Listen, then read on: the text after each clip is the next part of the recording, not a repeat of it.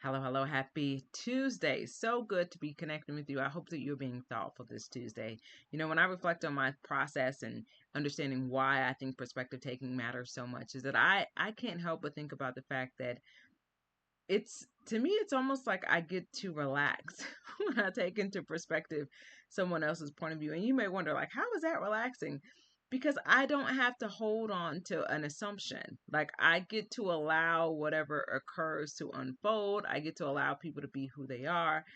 And most of all, I've learned that it releases tension within myself. When I first began focusing on perspective taking, or before I was focusing on perspective taking, it upset me when I couldn't get people to think or believe like I wanted to believe. And then I started thinking about the fact that if everyone thought like me, how would we be able to expand and evolve?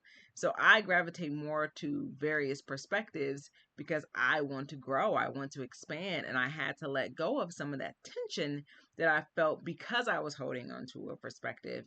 And I think also it gives us an opportunity to recognize at times why people maybe behave the way they do or engage the way that they do, because I focus on honoring their lived experience. I don't seek agreement with people, which is interesting because people are like, well, why don't you want people to agree with you? Well, I just more so look at it as it's my lived experience. So if you agree with me, great, but ultimately it's mine. And I've learned that as we continue to focus more on sharing our perspective, not in the sense of just to be, against someone, but just to be for human, but to be for the human experience. Like, we all have something to share. We all have something to offer. So I hope that you are taking into consideration perspective taking and that you are having a great day. Talk to you soon.